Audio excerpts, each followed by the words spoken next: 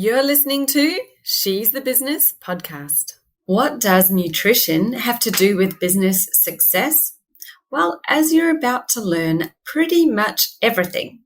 In this episode, we're going to explore the real importance of the mind-body connection and how it translates into your business success. So, stay tuned. Hi, I'm your host, Jessica Osborne, and in my 23 years of business and marketing, I've built many brands to become multi-billion-dollar companies. And just in the last 10 years, I've built 2 online businesses of my own from my dining room table with 2 little babies running around at my feet. I've made it my mission to inspire you to get out of your own way and become the successful business owner who's living the lifestyle you really desire without all the hustle. This is She's the Business podcast, made by women for women. This is your weekly dose of motivation and inspiration. Now, our nutritional self-care is not a topic that's often talked about in our entrepreneurial circles. We're all really focused on what we can do to be more successful in business, and that's usually in our marketing, our systems, how we're doing business. But we forget that we're actually the key. We're the golden goose that lays the egg. And if we're not looking after ourselves, then how can we expect to be successful in our business? Certainly not for the long term. Now, today I bring you an interview with Ines Shubi, who is an amazing plant-based and intuitive eating coach. She has an absolute bundle of energy and so much inspiration and interesting insights and information to bring to us to help us really understand what this means to use our nutrition to help us actually be more successful in our business. We're going to explore some questions like, why is nutrition so important for entrepreneurs? What mistake we're currently making when it comes to our choices and our behaviors, and why intuitive eating is so much more life-changing than dieting. So please stay tuned, because I guarantee you're going to learn something that you didn't know before today's episode. And without further ado, let me bring the episode to you.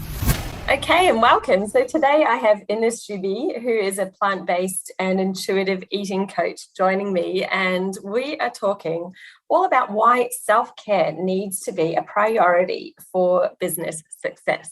So thank you for being here today, Ines. I'm so excited to have this conversation with you and learn a bit more, because I'm sure we can all do with more knowledge and understanding about, our self-care for success. Thank you so much, Jessica. I'm really excited to delve into it. I'm really passionate about it. Obviously, I made my business around it. So I'm excited to share some tips and tricks so that other badass entrepreneur women or self-employed women can really grow their business in a way where they feel good, because that's what we're all chasing after all, feeling good, right? Yeah, absolutely. And I think we can lose sight of that so often. We're thinking about business and we're just thinking, how do I sell something to make money? And that's kind of like, I guess, what you call the beginner's mindset in business. Whereas, really what we're doing is we're trying to create a lifestyle. We're trying to create something that is going to support us and make it enjoyable now. Like, we didn't come into business to be, working for a terrible boss ourselves. We came in because we probably wanted something better. We wanted a different lifestyle. Yes. We just wanted to be happier and have more freedom, be motivated, all those things. And I think that what you're saying here is self-care is such an important part of that, and being able to achieve that feeling, isn't it? Yeah, and that's the whole point why I decided to create my business in the first place. I worked first in corporate. I have a background in marketing, and 3 months in, I was like, hell no, I'm not doing that for the rest of my life. I feel miserable. I was so stressed, and I was like, no. Let's do it my own way. And but then it was a long journey up until now to like figure it out. But I wanted to be able to just work whenever the fuck I want to work, because I don't necessarily want to work all the time. Like I don't believe I was put on this earth to just work, but more to experience things and travel. Like for me, traveling is like a big part of my life, and I've been able to do it up until now. I live like in 8 different countries, and I want to have more of this. But like once I started my business, and I realized that I was like being the most like awful boss to myself. And like I actually like an Ayurvedic like practitioner made me realize that, and she was like yeah, you don't treat yourself like very well, because like you're expecting so much of yourself. Like if it was like an external boss that you had like at your marketing job, like expecting such high goals and like so much work from you, like would you be happy? And I'd be like, no, fuck no, I would not be happy.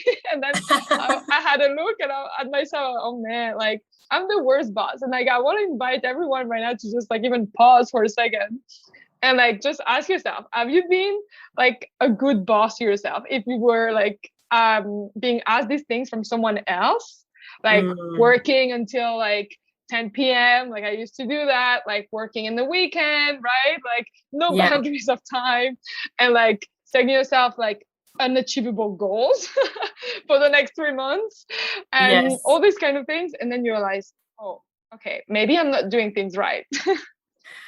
Yeah, I can definitely relate to that. I was a really good boss as a boss when I worked in corporate. And unlike you, I actually managed to last 20 years before I got sick of it. I don't know why I did that. I should have bailed out way earlier. I always knew I wanted my own business. But anyway, I was really good at giving other people a lot of support and, you know, being realistic in what they could achieve. But why am I so tough on myself? I have these like ludicrously high expectations of what I can do and achieve, and I'll give myself no time to do it and expect the result to be awesome. Just like no failure, like you tried the first time and then you can master it. Oh, terrible. So what happened then? Like you were working yourself into the bone trying to get your business going. Yeah, I first like quit the job that I had, and I decided to like travel in South America with my brother who was doing a world tour. And I was like, this is a once in a lifetime opportunity. All right, I'm quitting. I have savings.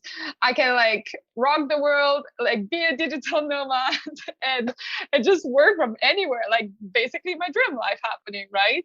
But once I was there, I was not happy. I was like, whenever I was working, I was like, I knew that my brother was going on these expeditions and stuff like that I had purposely said no to because I wanted to work on my business. But then one part of myself wanted to be there with him. And then when I was on like expedition and like trips and all this and climbing the Machu Picchu like for 5 days of trek and stuff like that, then I was thinking about business, and I was like feeling like I was behind because I joined a mastermind, and I would see everyone like working and like implementing the things that we learned, and I didn't put the time in, right? And so there was this dissonance, and I was never fully accepting the situation that I was in. And the reason is that at that time I didn't see it, but what my priority was actually traveling and like living life and doing these experiences. But for me, in my mind, I really believed that my priority was my business. And so that's why there was like this push and pull. Yeah. And I realized that it is so important for everyone to purposely know and decide what your priority for this season of your life is, whether that's your business or like personal development or family time or adventures or like saving, whatever it is. But it's so important to be clear so that we can be aligned and then not feel bad about doing less of the other things. Yeah, because that's exactly it. You had all this guilt about, I should be doing that, I should be doing this. And you were there having the most amazing experience climbing the Machu Picchu and just not even being present to it or really enjoying it because you're spending all of that energy kind of thinking about something else. And you're right. Out of that was a big realization. And I was like, I wish someone had taught me this before.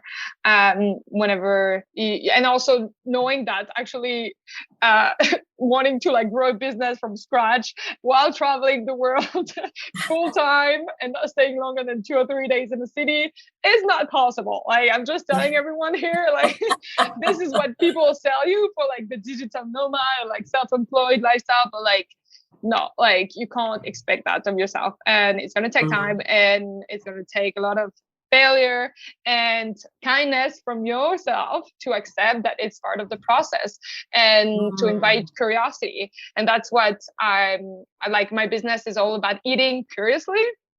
And helping people do that and heal their relationship with food and their bodies. But then I realized that curiosity, I was bringing it in so many aspects of my life, basically most of them, except from one, business. And I was feeling so judgmental about my business.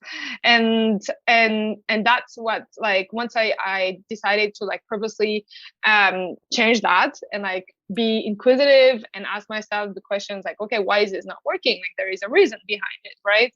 Yes. And get support and help from business coaches and stuff like that, then it felt better. And it's the same with like food. When you feel so critical and judgmental about like eating a donut, right? It's not even, you're not even necessarily like thinking and feeling it in your body, and if it's not feeling good in your digestion, but it's more like directly like the thoughts and the judgment that you have about yourself. Like, I'm a bad person because I can't like prevent myself from eating quote unquote bad food, right? And then you're not even enjoying it. You've made the choice to have it and you're not enjoying it. No. It's like, it's crazy. So how did you get from, tell us a bit about what your business is now, because what you started as a digital nomad, I'm guessing, was something a little bit different. And then you've been on this self-discovery and realized.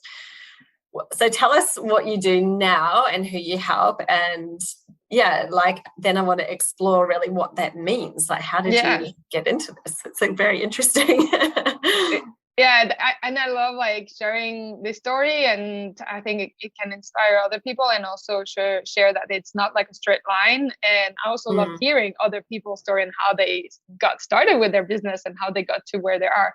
And I first started when I was in my corporate job. I was living in Argentina at that time, and I was so stressed and not happy with like my work life that I was like, no, I need to figure out something and like create something of my own. And I started asking myself those questions like, what am I good at?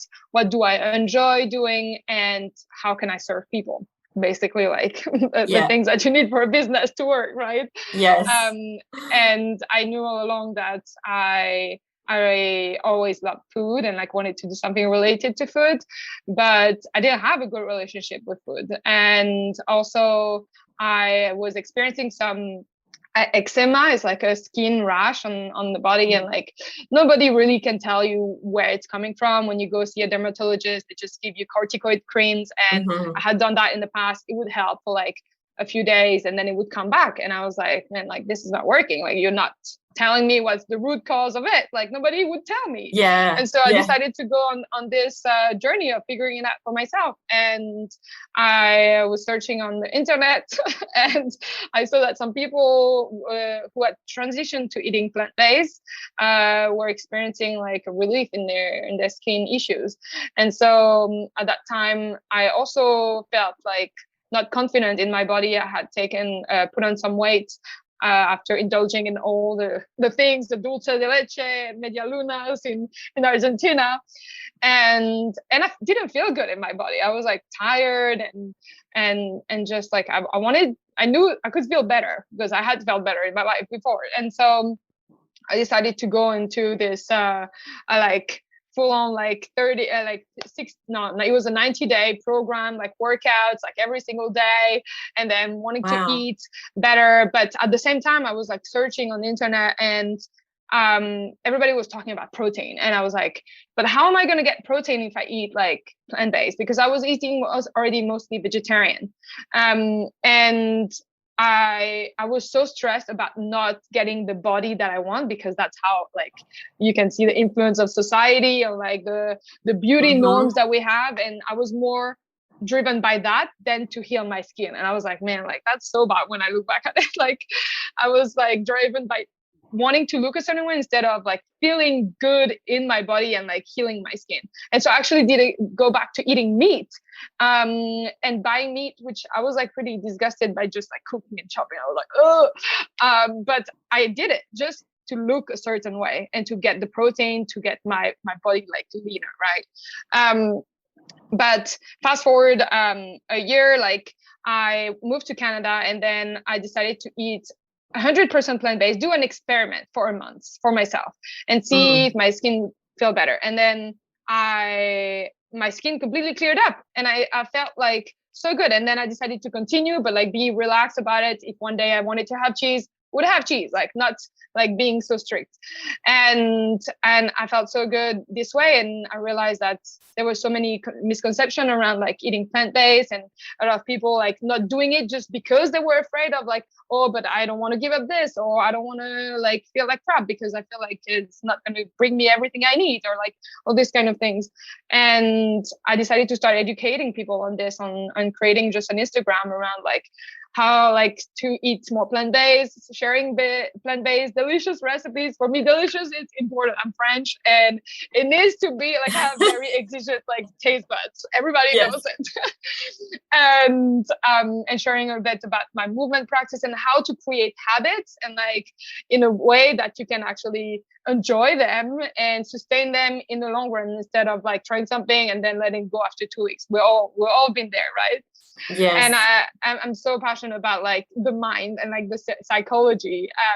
And so I delved into that personally for myself. And then I was like, okay, I want to help others like feel better in their bodies, and started like launching programs. And over the years I've evolved, and I stumbled upon as well like intuitive eating, and that's when like things really changed for me in terms of my relationship with my body and the food that I was eating. And I was able to completely remove that guilt after eating like a cookie or whatever, like something that I would consider bad at the time, where now I am in a place where there is no good food, there is no bad food. There's just food that makes you feel good, and the food that makes you feel a bit less good, right?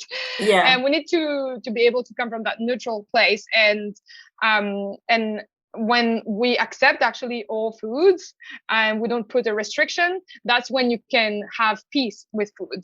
But if in your mind, and that's what diet culture is teaching us all the time and reminding us with all this like, fad diets and all the posts on social media about like, okay, do this to lose X amount of weight, or and offering all these quick solutions, like it's not how the body works. And like it's actually keeping you stuck for wanting more diets, and always like having that ideal that yes, there is a quick solution out there for me that will work. But the honest truth is it's not, because the dieting industry is really the only industry that is like promising you something and not delivering it, where people are blaming themselves and not the thing for it.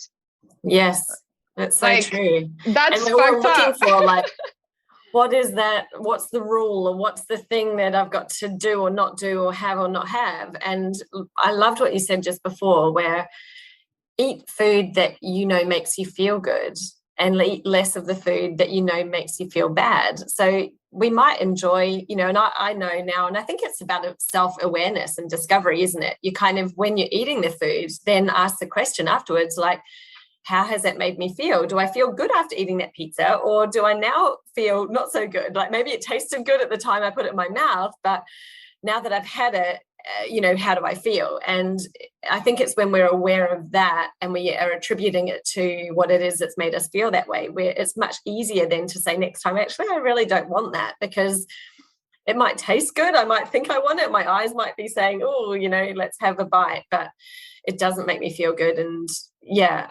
that's such an easier way to be, isn't it? Because it's so much better and easier to make the better choices, because you actually want to eat food for the right reasons. Who knows? Like we were all born intuitive eaters. Like when you're a baby, you're crying when you're hungry and you're stopping when you're full, right? Like there is no like judgment. I feel bad about asking for milk and all this. Like as long as you're a kid, and if you're hopefully like raised in an environment where you're not affected by diet culture by your parents, then you can grow up like that. But then as you experience the world and all this, then that's when you get bombarded like with, okay, you should actually look different. Like, oh, your belly should not look this way, or your legs should not look this way, and you should try to change them. But no, like, and if we were just like with ourselves and like by ourselves, like alone in nature, like you would grow and you would not have all this resentment and frustration around food.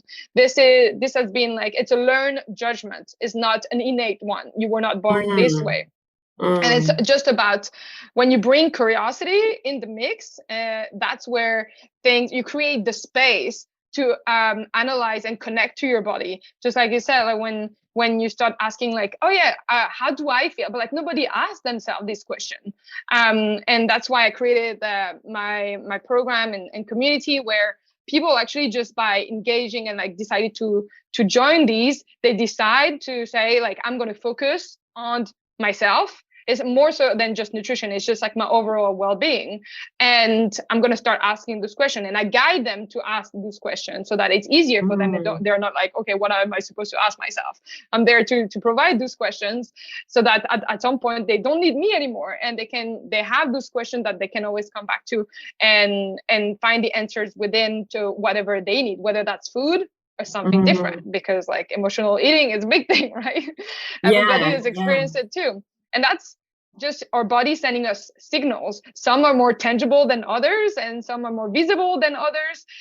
But it's communicating with us at all time. And I find this fascinating that we have this like body, this vessel who is like sending us messages, but we don't pay attention. And when we don't pay attention to the signals, that's when imbalances come, and then disease. And like for me, it was my skin. That's my body ways of telling me, Ines, there is something that needs to be addressed.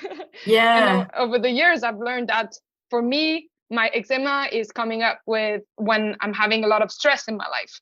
And so I need to like actually force myself to like to take some more time to rest and like to address those stressing points in my life and put things in place so that I can come back to a place of like ease and peace. It took me a while to get there. I'm still working on it. And I do still have like outbursts like and on my skin, but now I see it more as like a gift, because even though it's painful and I hate it sometimes, it's for me like a tangible, like a visible way of my body telling me, no, Ines, you need to do things differently. But we most of the time see it as something just negative that we want to like quickly remove by like putting like creams or whatever, like taking medication. But the body can heal itself, and that's what it's trying to do all the time. But if you're putting like barrier in its way, then it's you're not creating the environment for it to thrive. Yeah, wow. I feel like we've got such relatable stories on this, because I also this year just discovered how much impact stress was having on my body. And I hadn't realized that I've been on for the last few years, I guess, trying to discover whether I was, intolerant to dairy and gluten, and I know I'm not allergic to any of it.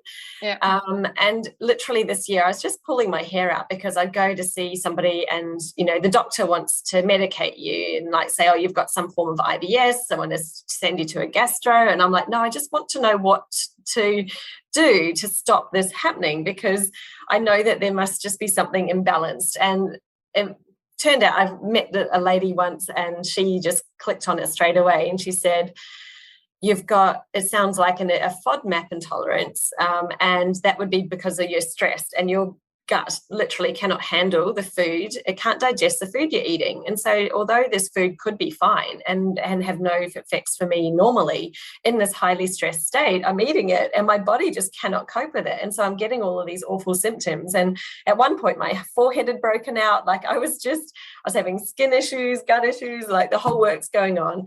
And really that's what it came down to, was actually stress. So this is where it ties back into the whole business. And like you say, we're expecting our bodies and minds to run a marathon every day. We're like on no break, no rest. We're always on, and because you're motivated, it's because we love what we're doing, right? It's really hard. So, I think, is that why, like, do a lot of your clients, are they entrepreneurs in the business space, and what are they?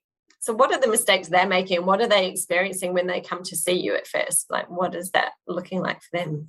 Yeah, I've decided, like, I've worked with like all types of women over the years, and then I've decided to now focus on helping my fellow like entrepreneur and self-employed woman, because that's who I am and I know what it's like to be an entrepreneur.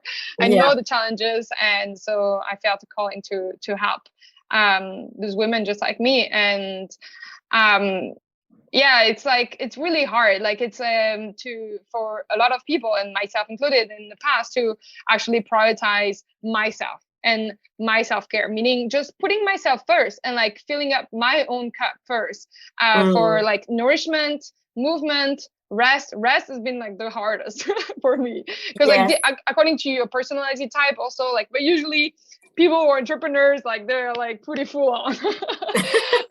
And so like rest is like the least the one that we get the least. But then just like, taking time for cooking and taking time to like move your body and not staying glued to your chair all day long. Like we don't value it because we don't see it, how it can be linked to supporting us in our business, because we think, okay, strategy, I need to do marketing, I need to do my finance, I need to like outreach, I need to do collaboration, I need to do my newsletter, I need to create my posts. These are like tangible things. I know if I do this, they're going to get me to my finance goal, right? But we don't look at the person, the vessel who is doing all these things. And we're just trying to run on empty all the time. It's like when you are trying to run a car that is like getting very low on gas and then low and like pushing it, it's going to break down. If you like, you're not putting the oil and like everything that the car needs, it's going to break down. And like most people, and that's how we all learn. We learn from experience, and we're going to wait. We're going to wait until we are breaking down. And that's what I waited. Like I waited until like my body was like in so much pain that I was like, okay, no, I'm going to take time off and I'm going to figure my shit out first, like, and how to like bring myself and my body back to balance. And so a lot of like the women, they're coming to that point when they come to see me, they've experienced something like painful, and they're realizing, okay, no, I need to make this a priority, because they experience that. And in my social media and all this, I'm trying to be a voice for like this and letting people know to not wait until that. But like sometimes, like most of the people, it's just one message out of like million they hear, and it's not going to be as impactful until they do experience it and they realize that, oh, okay, I'm sick and tired, like actually I can't work for 2 weeks. And then you realize, especially if you're self-employed and you only have one person, that your business is relying on, then if you take 2 weeks off at the beginning, your business not running. If you're not there, it's not growing, your clients are not like getting the attention they need, or like getting on call with you. And that's scary when you realize that actually if there is no one, if you're not there, if you're not feeling good, nothing is happening. It's like it's plateauing, or even going backward. And so it's important to, up until the time like where you actually have like, you build your machine as like your business as a machine, like our coach says, James Wedmore, where you can take more time out and stuff like that. But when you look at very successful entrepreneurs, you will see that their number one priority is themselves. They're going to invest so much like time, energy, money in their self-care, taking time to like really use their body as like treat it like a temple, right? Yeah. And my wish is that people have the tools to do that, because nobody is given those tools. Like, you don't go to school and get taught how to take care of your mental health, how to eat like the food that makes you feel good. Like, because especially with food, we all think, oh, I've been eating since I was born. Like, I know how to eat. Like, why would I need a program to learn how to eat? Like, if I don't have an eating disorder, why would I need help? But actually, like, do you know how to be more efficient in the kitchen? And like, cooking is a skill, right? Like, there are chefs out there that go to school like to learn how to do this. I'm not expecting everyone to be a chef, but like, by having basic techniques and tools for you to like save times in the kitchen, saving that time, you can use that time then for your own self-care, knowing that you're already taking time cooking. It's for your self-care, because then preparing food that you're going to eat, and you know where it's come from, and like, you know what's in it. But then that time you can invest it in your business, and you can like do even more things that you want to do. So it's such a good point. And I think it's so important to recognize, because it's probably the big catch-22. Most people think, well, that all sounds lovely. I'd love to take some time out for my business, but as soon as I do, then the business, I've got all these things and it's going to take me longer to get there. But what they don't realize is, and this, we've all been, I think, guilty of doing that as well. But when you're the golden goose that lays the eggs for your business, so if you're not in a good state mentally and physically, and it's all connected, like your mind and your body, if you're not taking care of your body, your mind isn't in a good state. And when your mind isn't in a good state, like you're letting yourself be stressed, then your body reacts as well. So it's like this, it's all connected. And I found that when you are in that place, when you're stressed, you're scared, you're mad, like you're emotional, whatever, you're not making good decisions. No. You're not acting in the best interest of your business, and you won't be serving your clients either to the highest good. Like, imagine everything that you're doing, it will be on a different level, and you're not in alignment with who you want to be or who you need to be for your business. So you're putting out social media posts, but you're in this stressed out, really burned out state where it's like you're pushing your business machine along the road with like brute force, like, and not using an engine, right? Because you're trying so hard to get there. And it's like, every time I've seen that in myself and gone, you know what, I just need to stop. I need to pause. I'm not going, I'm going to block out time to go to the gym in my work hours that normally when my kids are at school, this is my precious time on my own. I did it this morning. That's why I've got wet hair right now. But I'm like, no, my well-being is as important, if not more, than what it was that I could be doing in that time for my business. So like you say, it's like when you do that, you actually are giving your brain space. You're helping to remove that stress. You're helping then your body to cope better, and it actually then feeds into your business, doesn't it? Like I think we've all experienced that, where we're like pushing because we've put something on our to-do list for that day, like 5 or 10 different things, and then we want to feel accomplished by that at the end of that day by ticking all of it, and we're not taking into consideration all the rest that is going on in our life. It's like we expect ourselves to show up the same way, even though maybe we haven't had a good night of sleep, and we had an indigestion because we overate at the restaurant last night, and then we have a call from our family, someone is like needing help, and then still at the end of the day we haven't finished everything, but we feel like crap. And then like I really feel like right now what I'm teaching in Nourishing Circle and my community, those elements of like kindness and like self-acceptance and being curious and curiosity, you can translate that to any area of life. And I think that when you do that to your business, that's when things starts to move, and like you're able to actually move faster because you're not running on empty, and you're like actually driving the car instead of like pushing it.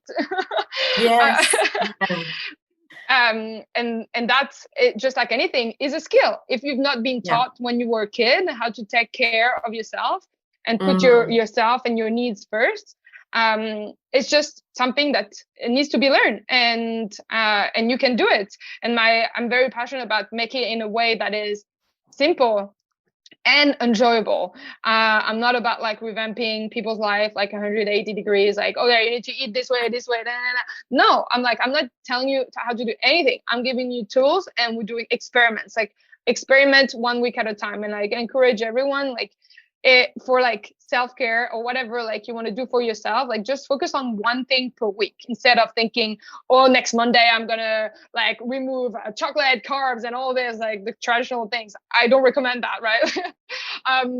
And I'm gonna go 5 times to the gym, and I'm gonna like drink 2 liters a day.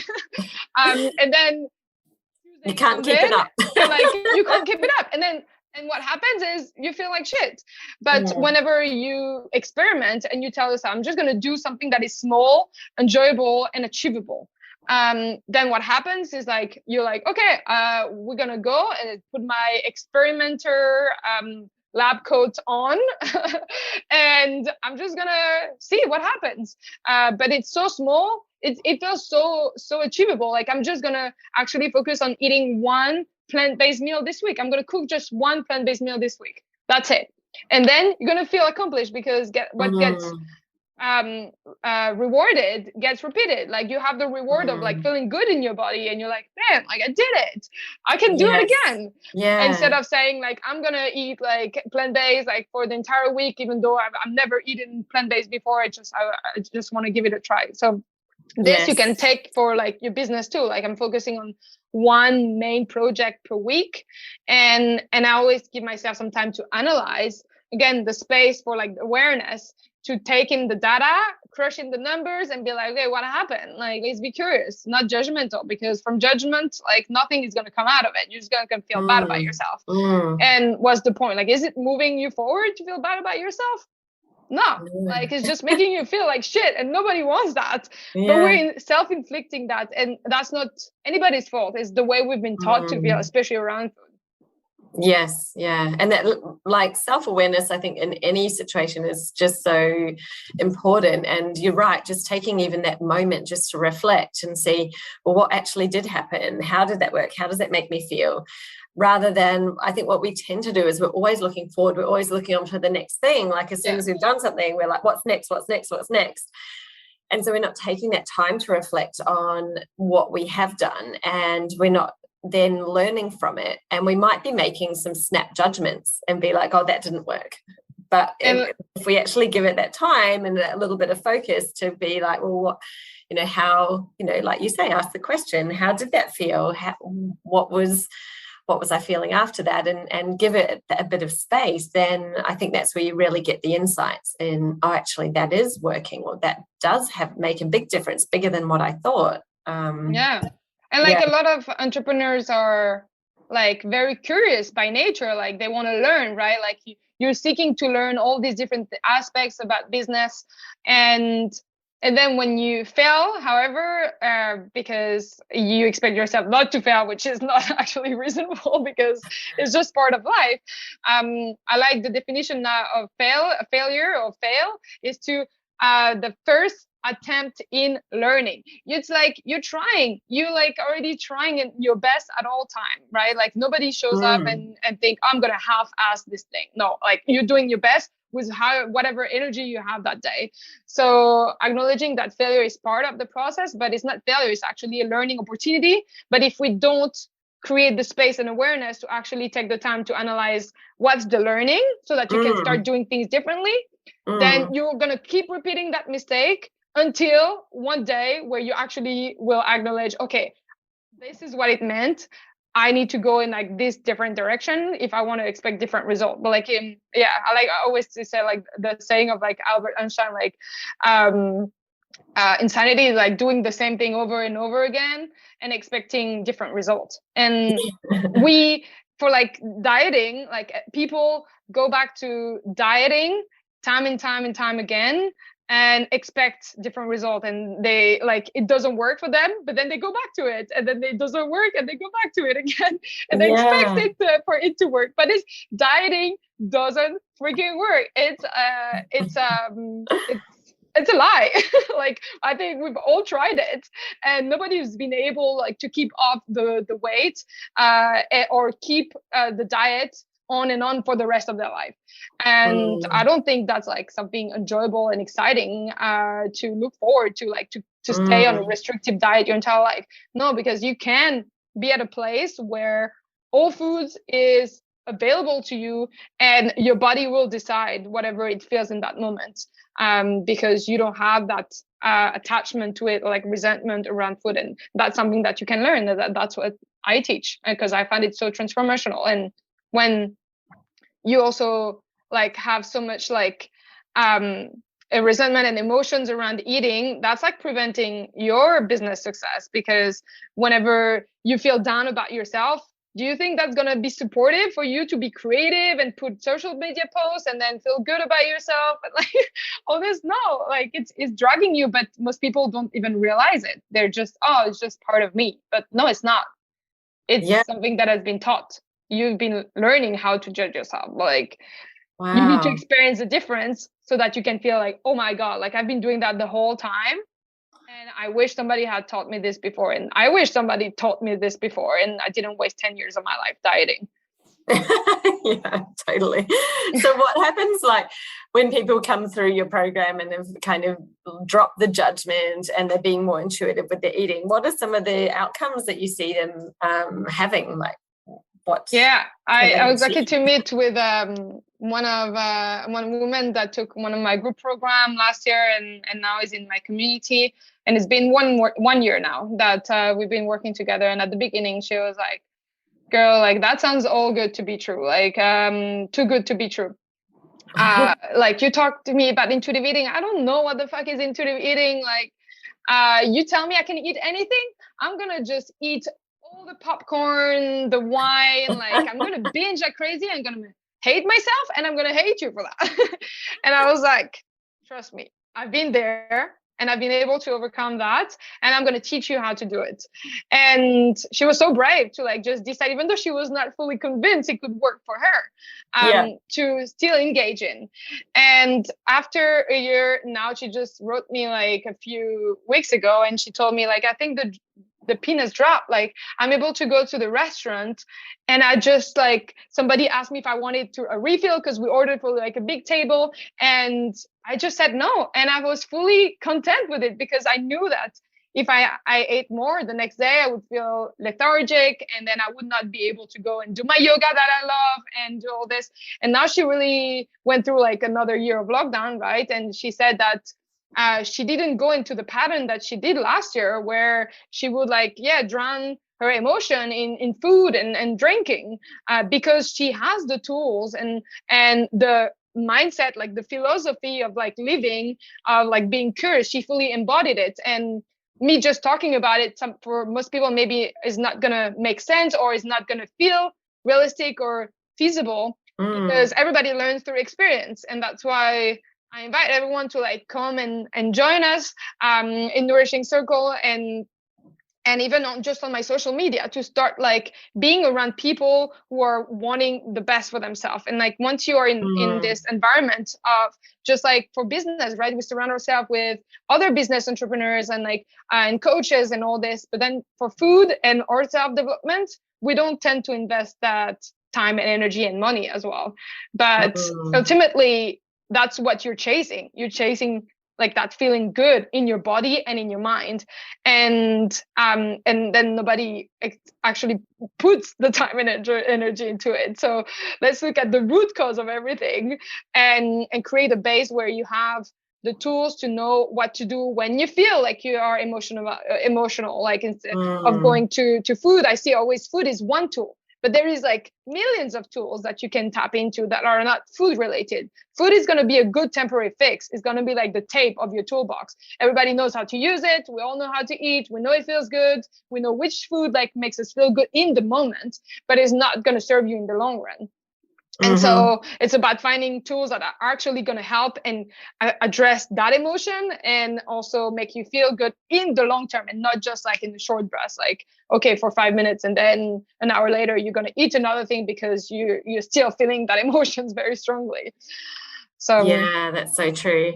I think that happens, doesn't it? Like I think I'm definitely someone that will eat when I'm stressed, and not really, not paying attention because you're stressed and you're thinking about something else. And so that's when you'll tend to eat more, and then, it doesn't make you feel better and you're still stressed. and then you feel like lethargic or like bloated because you didn't eat the food that usually we're not going towards the food that are like nourishing in that moment. And that's like preventing you from operating at 100% in your business and being able to finish a task in maybe 30 minutes instead of 3 hours. But if you don't know and you've never experienced it, then you don't know that it can be better. You just think it's your norm, but it's not. I'm telling you, like, and myself included, like, I'm still working on different areas of my life and like different areas of nourishment as well to improve the way I feel, and like learning about my body and my cycle. Like, every woman has a cycle, and it's important to also adapt your food, your movement, your work, your social life, your sex life according to your cycle. But that all come back to just listening to our bodies.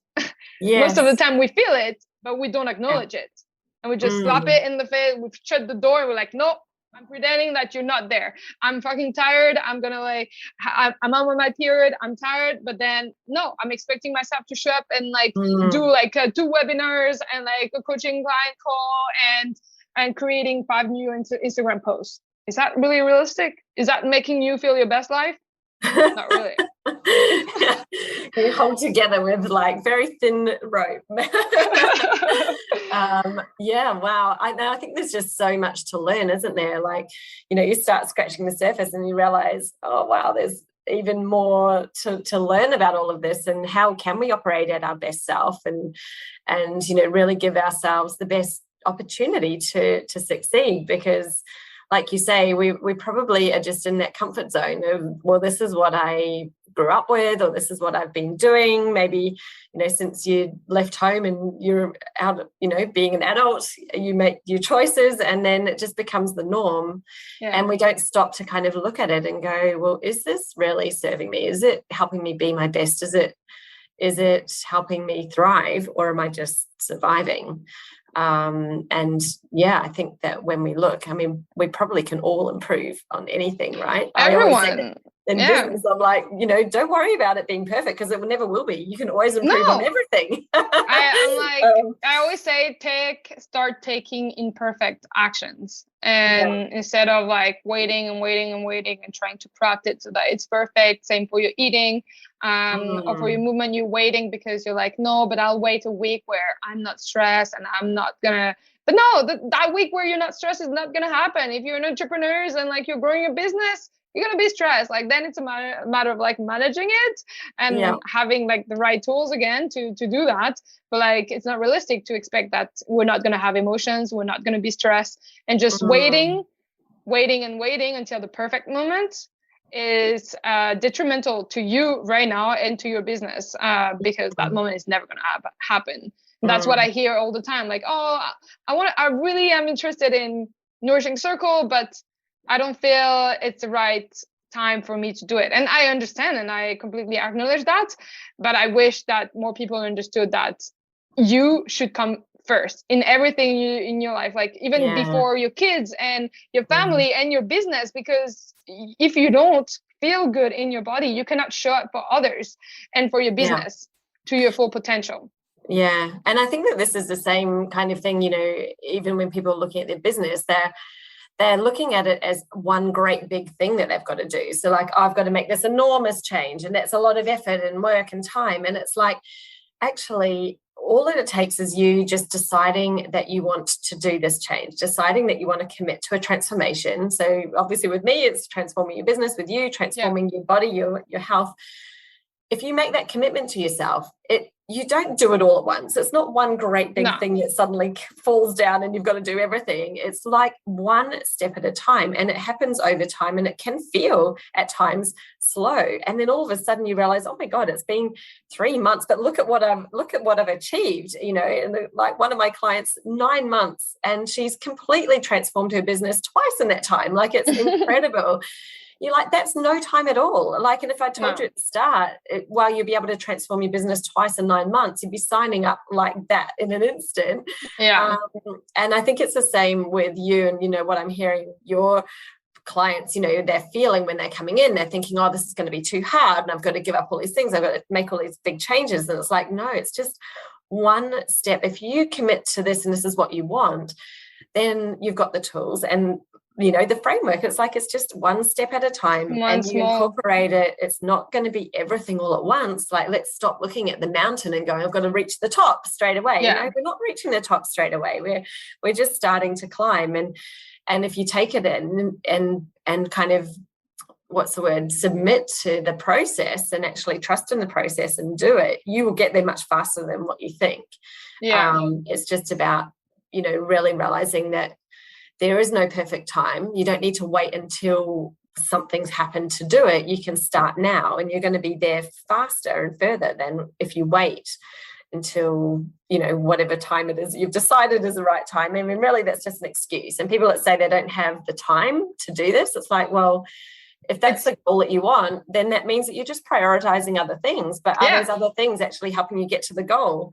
You know, it's not that I don't have time. It's I don't make time. I don't want to make time for it. It's like, let's be honest with it. It's not, you don't, everybody has the same 24 hours in a day.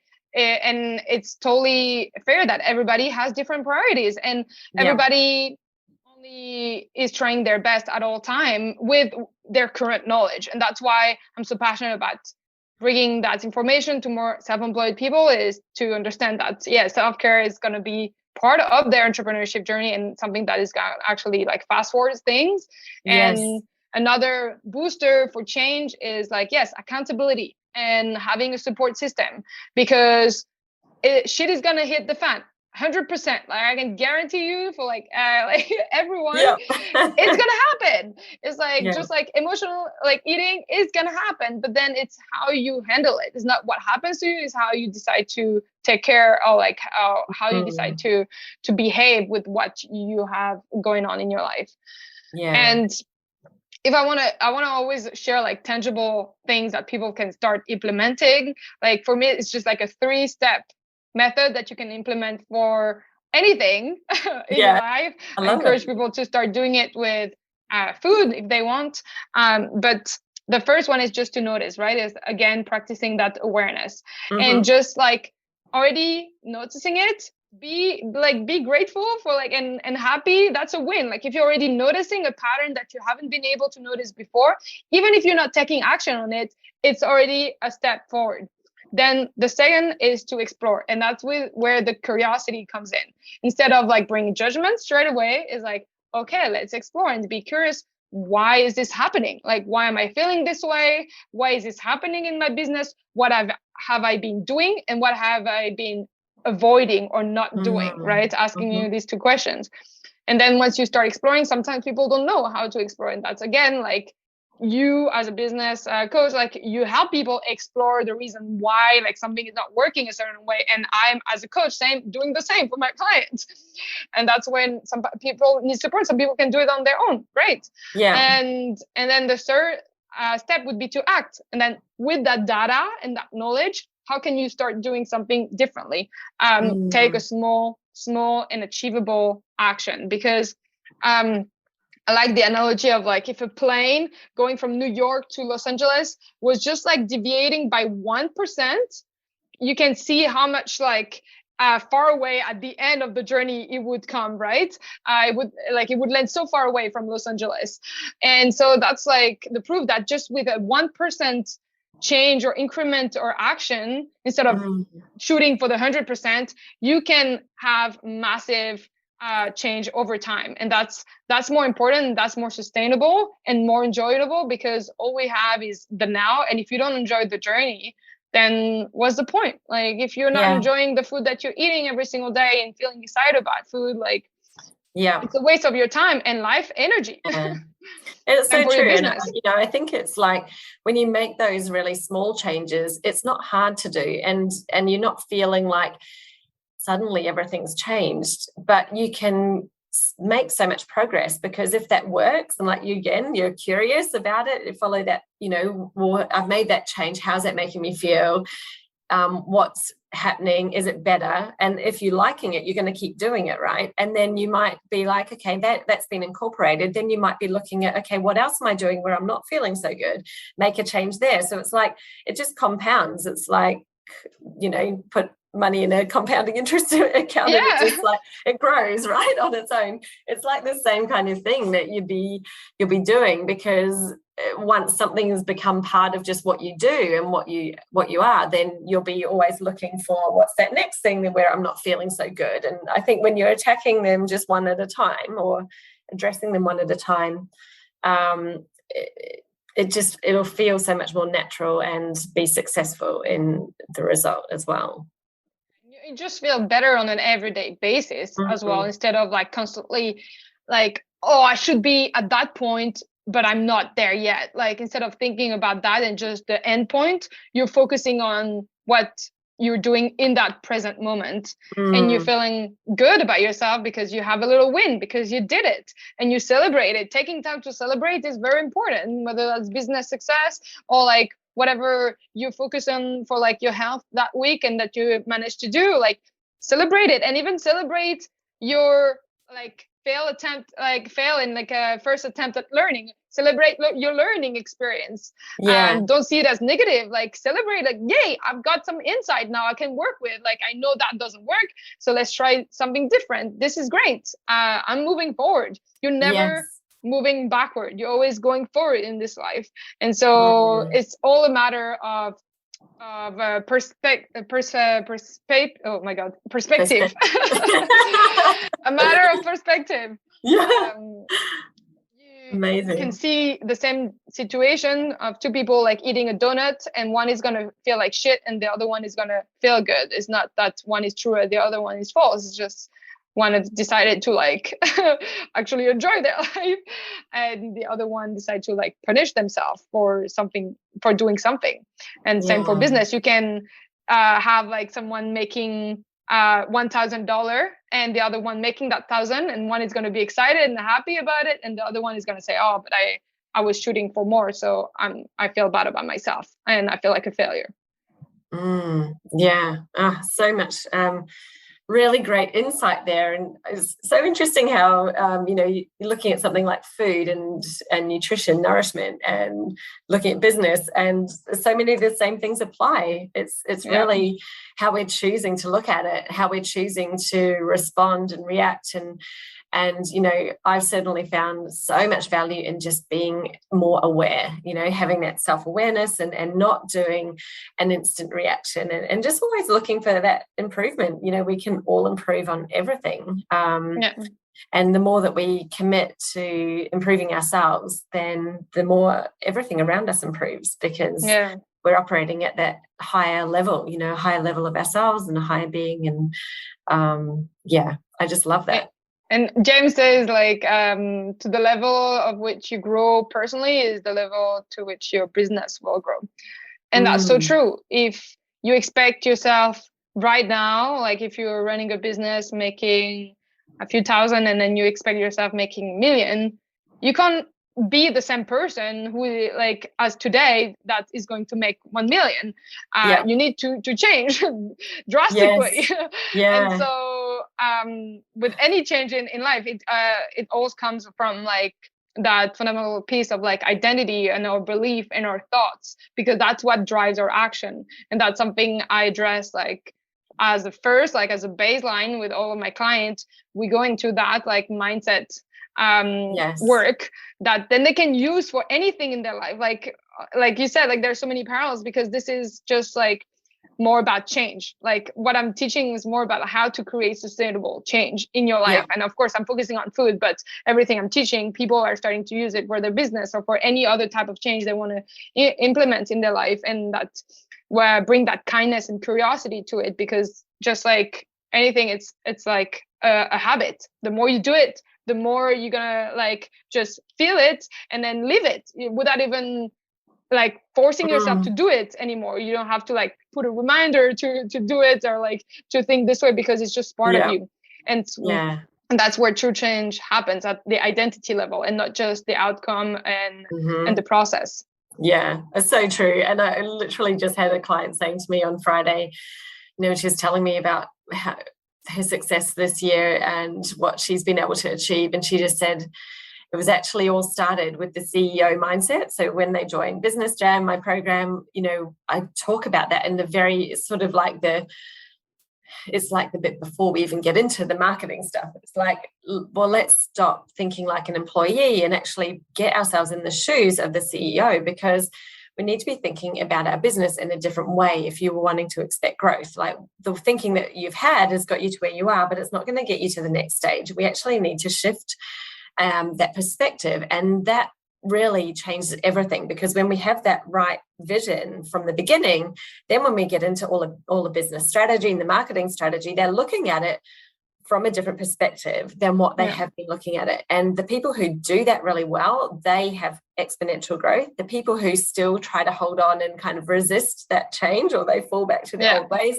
it takes them a bit longer. Like, sometimes they're like, oh, I've needed to hear that like 15 times and now I finally got it. I'm like, yay, okay. Some people are going to need more repetition until it's actually they fully embodied the concept that we are teaching. And again, curiosity is going to be a propulsor, like a booster, because the more you get curious instead of judgment, because you can't be both at the same time. You can't be judgmental and curious at the same time.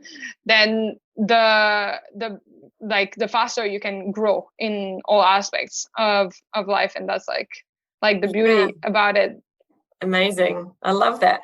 And so you've mentioned a couple of times that you've got lots of great content that you share on Instagram. So if anyone wants to follow you and start learning a bit more, I'm certainly really interested to explore the whole plant-based nutrition, because put my hand up and say I've never been vegetarian, and I love the smell of a barbecue. So, that's totally but fine. I also I love a lot of really whole foods, and I do try to eat as much non-processed stuff as possible. But I'm really interested to learn a bit more and kind of see if I can take me to the next level as well. So do you want to tell us how we can connect with you? And I'll link up all of your links in the show notes as well for anyone. Yes, of course. So my main platform is Instagram. So there I'm Ines_Shubi. So INES_SCHUBI. And I jump on my stories. I do mini like tutorial and like mindset shift. Like, I talk a lot about mindset on my Instagram, and your little dose of joy and excitement for food and taking care of your body. Like, again, like social media especially, it's like it's a big influence, especially if you spend a lot of time on it. So deciding purposely to follow people who are helping you towards your goal, instead of like making you feel like shit because you're like, oh my God, I should be like dieting and doing this thing, I think is really important. And then from there, you can click in the link in my bio. I have like a mini course around cravings and how to help you actually implement the 3 steps that I have talked about today around noticing, exploring, and acting, to better understand your emotions and what your body truly needs in that moment when you feel a craving. And having that knowledge, like, again, like I wish I had that so long ago. So that's a very simple and fun 5-day mini course, and it's totally free. And then Nourishing Circle is my community, and that's where we go through a weekly nourishing experiment that tackle plant-based food and eating, cooking, and intuitive eating as well, and your body and relationship with your food, so, and your body as well.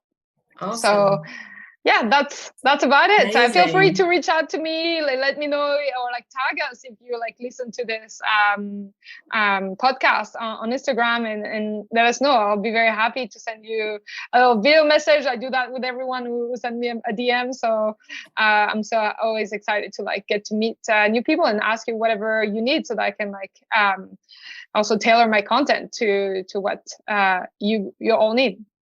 Amazing. Thank you so much. Thank you for spending time with us today and sharing so many, I think, amazing insights and just an awesome perspective, I think, on life in general, but on how we can really take care of ourselves and be better, more successful business owners. So I really appreciate you being here with us, Ines. Thank you so much for sharing. Thank you. Thank you so much, Jessica, for hosting me and creating such an amazing platform for people to learn from you and from different people.